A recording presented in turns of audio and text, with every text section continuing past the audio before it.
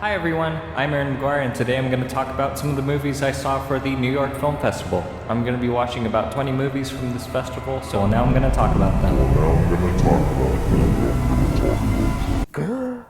Oh god. I still have 11 more movies to talk about. Hi everyone, Aaron McGuire here, the internet's big... I've been watching too much Anthony Fantano. Hi everyone, Aaron McGuire here, the internet's most original movie nerd. And now it's time to talk about every movie I saw from the New York Film Festival that I haven't talked about yet. Because I said I was going to do it, and I didn't do it yet. So I'm going to do that right spanking now. If you're interested in some of the other movies I talked about, I did review 9 other movies in separate videos. I'm going to talk about the remaining 11 in this video right here, ranking them from my least favorite to my favorite, just so we can get this out of the way. I'm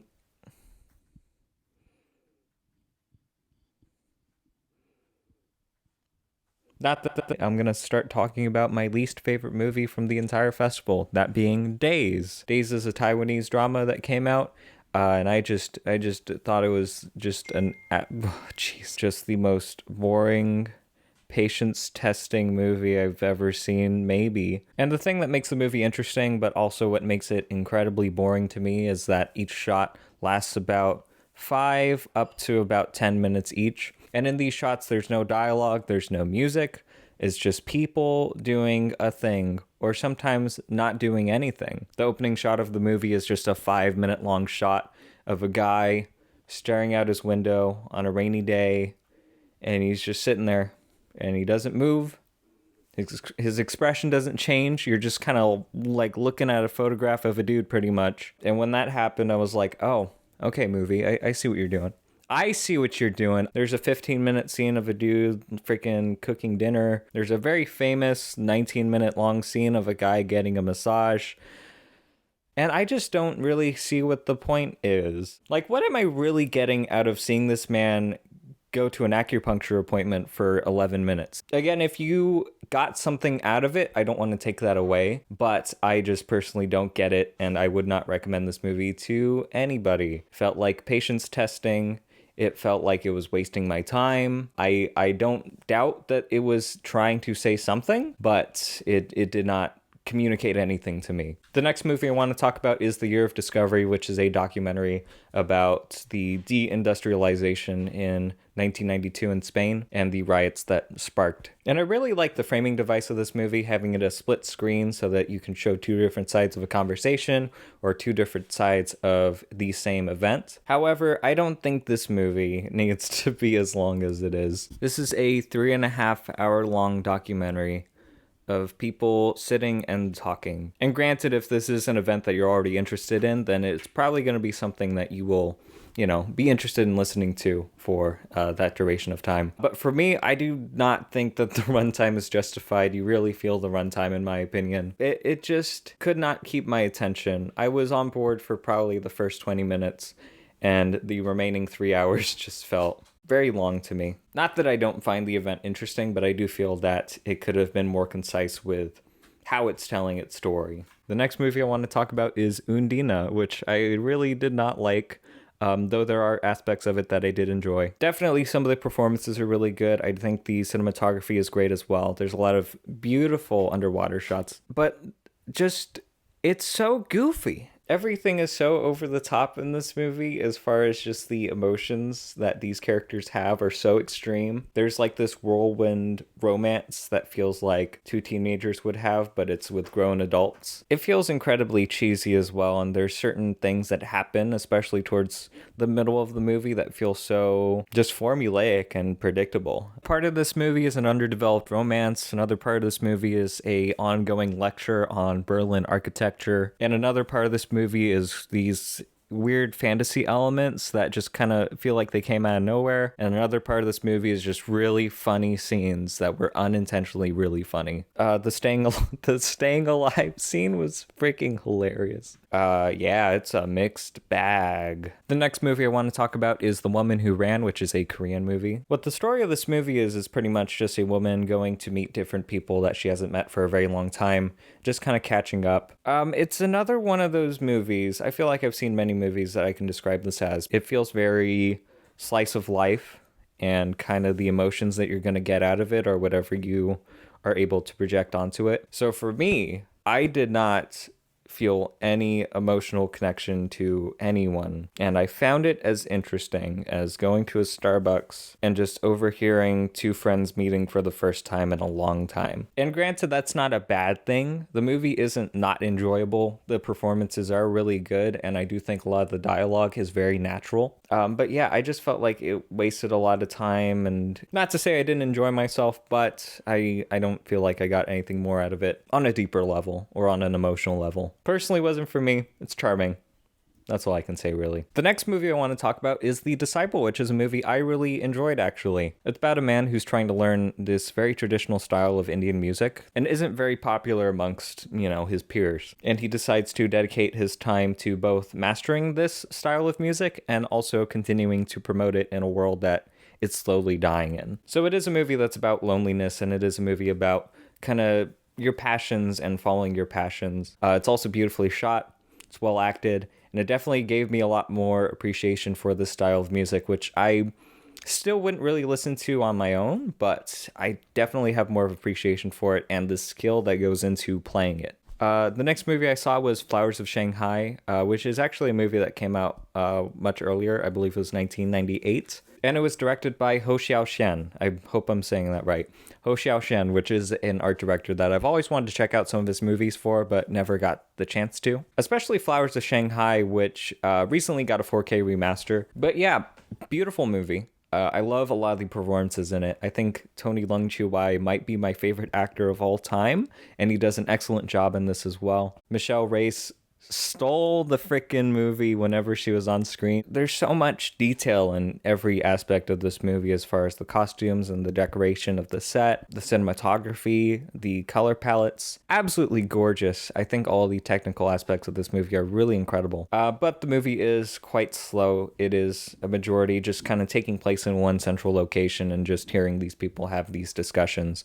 And the long shots are incredibly impressive in this movie. I wouldn't say I had as much of a emotional connection to this movie as I was just kind of amazed by the technical aspects of it, because it is truly an incredible movie in that way. But yeah, I like it. I think it's a good movie. I liked it. The next movie I want to talk about is Beginning, which is a movie I really, really, really liked. However, it is another one of those movies that has shots that go on for an incredibly long amount of time, an almost unnecessary amount of time. But I feel like what separates this movie from others is I can very clearly see the point of why the shots were so long. And the movie brilliantly opens up with this incredible long shot that's approximately 8 minutes long, where everything is just very calm and quiet, and you're just kind of observing these characters just going about their regular routine. And then all of a sudden, something very shocking happens out of nowhere, and it just completely catches you off guard. It's one of those shots where I don't know how they filmed it without anybody dying. It's an incredibly mind-blowing shot and an amazing way to open this movie up. And the reason why is because the rest of the movie is filmed with these very quiet, very slow, long shots where nothing is really happening. But because of that opening shot, you're basically waiting for something terrible to happen. And in a few of these shots, something terrible does happen. But you're constantly just sitting on edge during these very quiet moments, because at any moment, that quietness, that calmness can be taken away instantly. And I think the idea to open this movie up with that shot is an incredible decision. And I think besides that, the performance is amazing. The cinematography also amazing. Not to say that there aren't slow moments or scenes where I'm like, okay, this is a bit long and unnecessary. And I don't know how much I would enjoy this movie if I were to see it again. Just knowing that some of these long shots don't need to be as long as they are. Number 4 is Hopper/Wells, which is a conversation between Orson Welles and Dennis Hopper right after he finished Easy Rider. And it's just their discussion, and what a perfect pair of people to be having an interview with each other. For example, Dennis Hopper is a very easygoing person. He's very agreeable, doesn't really like confrontation, whereas Orson Welles is the exact opposite, and he is very much trying to control the conversation and try to ask these deeper questions, trying to get an honest response out of Hopper. And just kind of the back and forth between them is so fascinating and so enjoyable to watch. Sometimes it's very funny. Other times it's very interesting and analytical, just kind of watching them just discuss things, as far as the meaning of art, what the value of art is, what people can accomplish with art, the different interpretations of the same piece of art. I'm not too sure what the point of it was, or if it was just for Orson Welles to just kind of have this conversation. They happened to record it. But I am very glad that it saw the light of day and I got to see it. Essential viewing for people who are fans of either filmmaker, just kind of analyzing each other's work. It is really interesting. If you're not a fan of these two people, I don't know if you will get as much out of it. Now, my top three, I actually can't decide on a ranking for them. They're three very different experiences, which is why I can't comfortably rate them, but I do recommend all three of these. The first one I'm going to talk about is David Byrne's American Utopia. If you know me, you know that I'm a massive, massive David Byrne fan. Stop Making Sense, The Talking Heads, love him. Basically what it is, it's a recorded version of the performance that he did for Broadway, and I just had an amazing time watching it. I mean, of course, brilliant music, brilliant performance.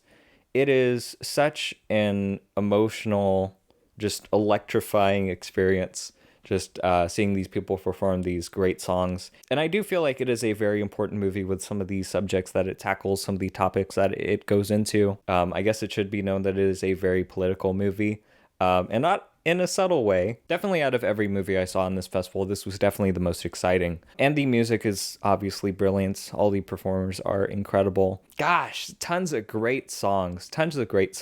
I guess the only big issue I have with this movie, and I wouldn't say it's a big issue, but I don't feel that the filmmaking enhanced the performance. I do feel like this was just a really well done pro shot. Whereas if you look at Stop Making Sense, the filmmaking decisions as far as the cinematography and the editing really enhance the performance and give you a very different, truly cinematic experience that you couldn't have had if you were to just go watch the show live. But with American Utopia, I feel like I would have had just as impactful of an experience if I were to just see it live in person. Yeah, but otherwise, no huge complaints. Watch it. If you're a big fan of music, watch it. If you're looking for a musical, happy, hopeful, life-affirming film, especially in 2020, I feel that this is an excellent movie to watch and an excellent mood booster. So definitely watch it. I would recommend it to pretty much anyone. Definitely go see it. It's on HBO Max. I think a lot of you have HBO Max. Watch it. The next movie I'm going to talk about is French Exit, which stars Michelle Pfeiffer and Lucas Hedges. I loved this movie the first time I saw it. I just was constantly laughing out loud. It is exactly the kind of humor I like, which is incredibly awkward and uncomfortable humor, and just people saying just the craziest things in the most stern, stoic way possible. Especially Lucas Hedges, I feel, has some of the best lines in the movie. Gosh, Lucas Hedges has like the best agent, I swear to God. And this movie, it seems like such a simple story at first. It's just a mother and son who have to move out of the country because they just lost all their fortune. But it does take a lot of interesting turns. And the central conflict of the movie, which you think is just, oh, they lost their money. Oh gosh, now we have to live in this lavish apartment in Paris. Oh no. It turns out that there's a lot more going on with the characters emotionally, and just a lot of surprising turns that the story takes that I was not expecting at all, and was very much delighted by, and it kept catching me off guard where I had no idea where the movie was going. It was super funny, very quirky, but also very sad. It's a very upsetting movie. But that's just kind of the style I like. I typically like movies that deal with very heavy themes, but are incredibly funny at the same time. Michelle Pfeiffer gives an amazing performance in this movie as well. I think the reason why I'm not rating it higher, though, is just simply because I'm not sure how much I'm gonna like it on a rewatch, just because a lot of the enjoyment I had with this movie was how surprising and how quirky and unpredictable it was. But now that I know some of the things that happen in it, I'm not sure if it's gonna have that same surprise or comedy that I enjoyed so much the first time. So I'm gonna leave it at an 8 for now. I'm not too sure what it's gonna be if I were to see it again, but it's an 8 for now. And my number one movie from the New York Film Festival, I know I said those three are tied, but screw it, nope, this is my favorite. Truffle Hunters. Truffle Hunters is my favorite movie from the festival. Gosh, just what can I say about it? It's wonderful. This is a documentary about people who hunt for truffles, and that's about it. It mainly focuses on three truffle hunters. One of them is more greedy and eccentric and is also a drummer. The other one is very bitter and very much hates the truffle hunting business and wants to get out of it, but is constantly pulled back by his buyers. And then there's another one who's just old and loves his dog, and it's the cutest, most adorable thing in the entire world. They're all so wildly different and so entertaining and fun to watch. And the thing that makes it very different from other documentaries I've seen is just how the movie's presented.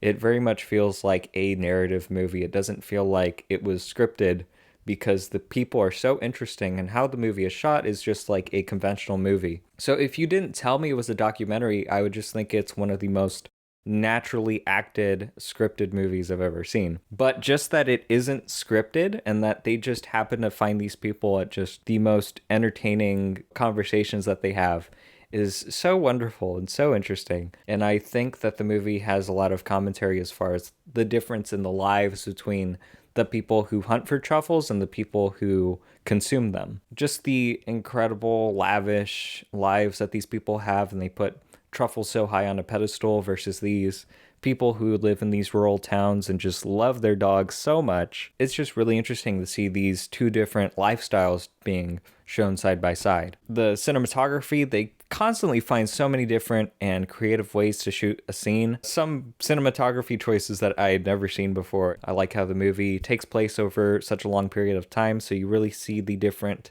seasons as they're passing by, and it's so beautiful. Yeah, I just totally just had such a wonderful time watching this movie. I would highly recommend it. It's very slice of life and very observant, but I don't know, it was just thoroughly entertaining, even emotional in some scenes. I've never called a movie cozy before, but it was like the coziest movie I'd ever seen. It's a wonderful movie. It's a wonderful movie, and I would definitely recommend it. Okay, I finally fulfilled my debt and have reviewed every movie I saw from the New York Film Festival. I hope you enjoyed this video. Thank you all for watching, and thank you all for listening. This is probably going to be a long video. I apologize, but if you did stick around, thank you very much for watching. Thank you for listening. And thank you for existing. You're all important. You're all loved. And I love you. I have no idea what I'm going to be doing next. I do have a few ideas, but I don't think I'm going to be doing movie reviews in this format for a while, just because I do want to try different things. Stay tuned for whatever I have in store. It's probably going to be movie related still, but something different. Something different. But yeah, thank you for watching. I really appreciate it. And I'll see you in the next video, whenever that may be, hopefully by the end of this month. All right, catch you later.